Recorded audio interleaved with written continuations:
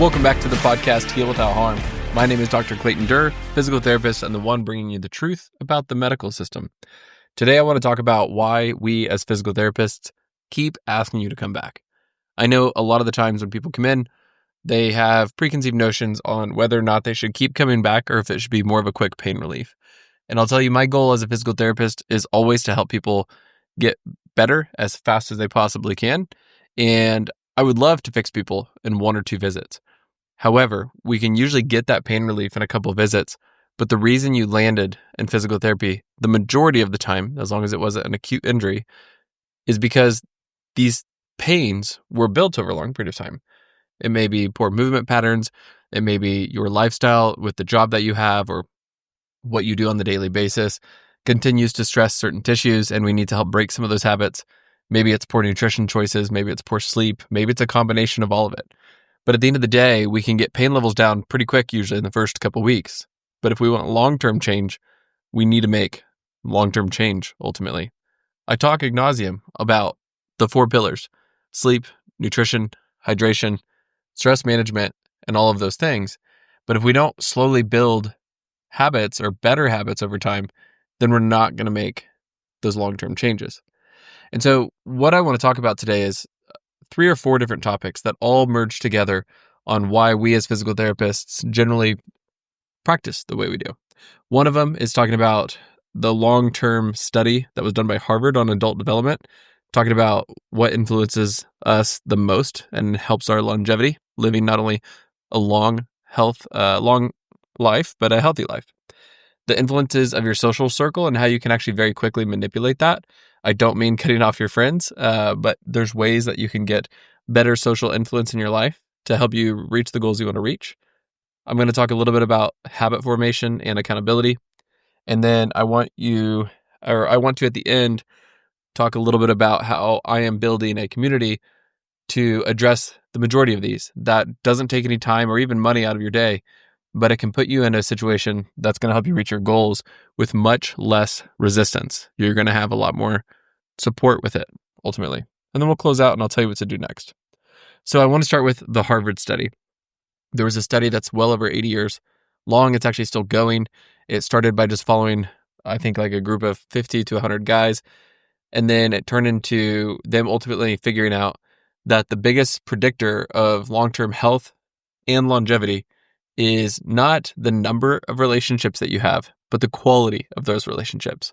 So just having 1 or 2 really deep, good friends that you can consistently talk to and ask questions from and spend your time with is actually one of the biggest predictors of longevity. So making sure that you know what your goals are in life, and it may just be the goal of the next week, but knowing what your goals are and making sure that you have people around you or even just one person that's very supportive of that and conducive of it. We know that we are, and I'll talk about this in a little bit, but we are the people we surround ourselves with. There was another study that was done back when the Vietnam War was going on, and a considerable amount of the soldiers over there were using heroin, ways to get through the trauma, ways to get through the pain, and things like that. And they were very worried that when those soldiers came back to America after leaving the war, that we would have a huge heroin epidemic. And what they found is when people came back, a vast majority of the soldiers who were previously heroin addicts in Vietnam, when they came back, they actually were able to kick the addiction. Now, of course, some of them were still quite addicted, but they found that when they came back, their environment had changed so significantly that it was easier for them to kick the habit or kick the addiction. So we now know that environment matters a lot. And to wrap it back up into why we keep asking you to come back as physical therapists is we know that every time you step foot into our office, you are putting yourself back into an environment that is made for healing. It's made for accountability. It's made for guidance. It's made for pain relief. It's made for new, healthy habit formation. You come back into that environment once a week, sometimes twice a week, but at least in our case, we don't usually see people that often. But once a week, you're coming back in and we're giving you the next step and we're encouraging you on your wins. We're helping you get through the losses or the flare-ups or the irritations. And so you're consistently getting this like very happy, supportive guide, us, the physical therapists, helping you push to that next step. So you're building this really good environment, one that will help you beat the bad habits and help you build the good habits ultimately.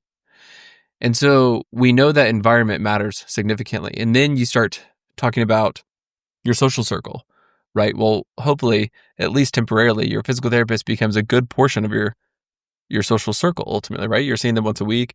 You're talking to them about your problems physically and sometimes emotionally, and we're helping you through that process.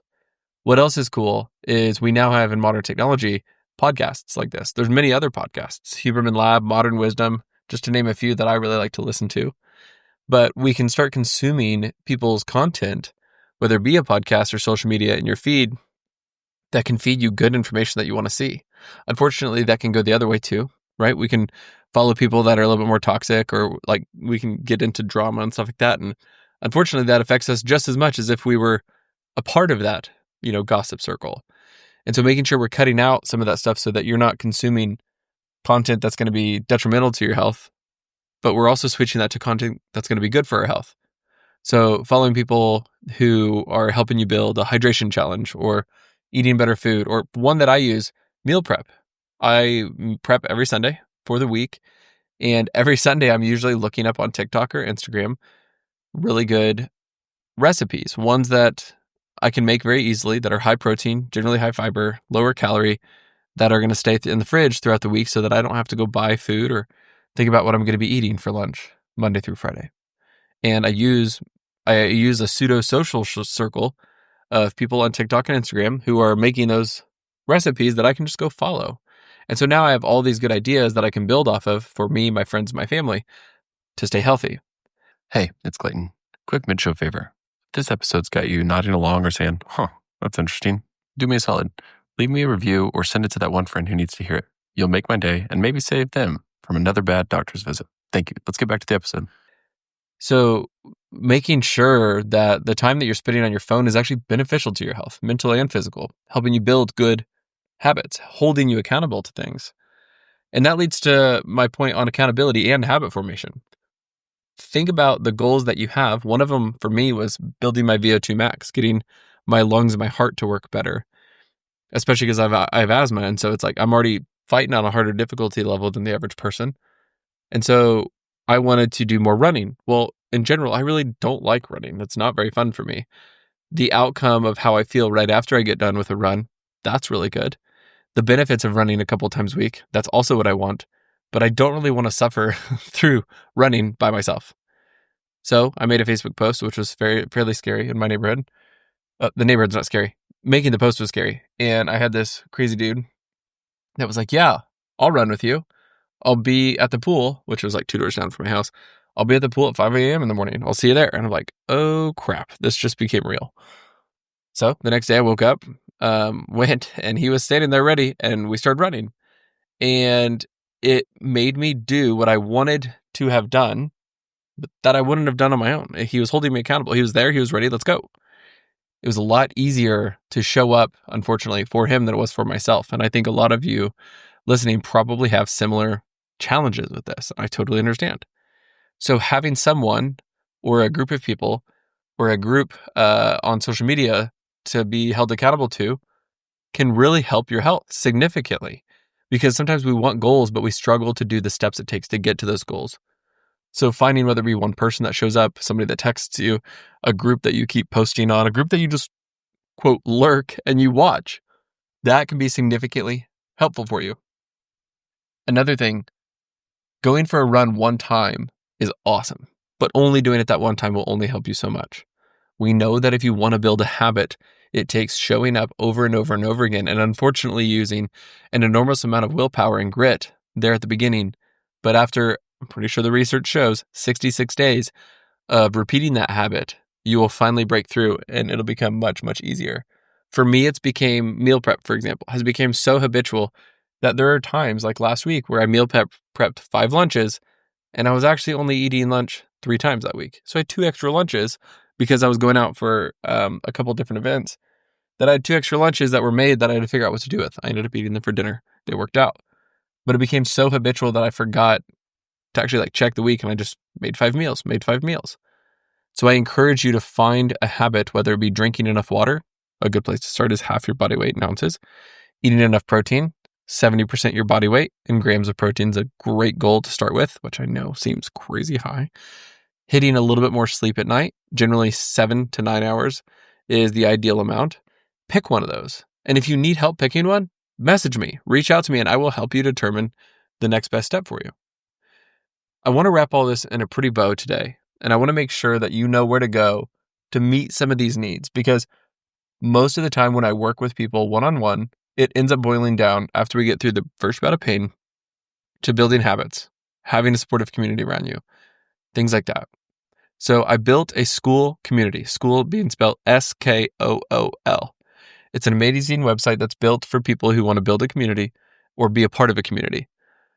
As of right now, it is free. It's completely free to join, and I want to grow it to where we have enough people a part of this group that we can all help one another. And you can maybe meet people in your area who can also be accountable. We can arrange meetups for workouts, for runs, whatever it may be. But I want to really help this community more than just you listening to me and listening to my guests on this podcast. I want us to start helping each other to where it can be a group effort, not a listen to me and listen to my guests only type effort. The very top of this podcast, you're going to see the description. It's going to be a link to my school community. I also named the community Heal Without Harm. I'm sure if you just simply Google after you get done with this, SKOOL, school, Heal Without Harm, you will find the community, and please join. There's some fun questions for you to answer, and then please join in on the fun in regards of asking questions, celebrating wins, and we can go from there. To wrap up for today, I want to make sure that you find supportive people in your life that can hold you accountable, because we know when it comes to longevity, it's depth of relationships, not number of relationships. I want you to think about who in your life can potentially hold you accountable and help you build the habits that you want to achieve the goals that you're aiming for. If it needs to be a physical therapist, it'd be the physical therapist. If it needs to be just your brother, your sister, your mom, dad, a best friend of yours, use that person. If you don't have anyone physically in your life that you can think of that can help you on these things, come join the community and come follow people that will help you achieve these goals, even if they're just social media stars that pop up in your newsfeed every day. But accountability is king, building habits is crucial, and your social circle can determine the longevity of your life. Keep that in mind. Please come join our school community. And hopefully today, this was one more step in helping you heal without harm. Thank you.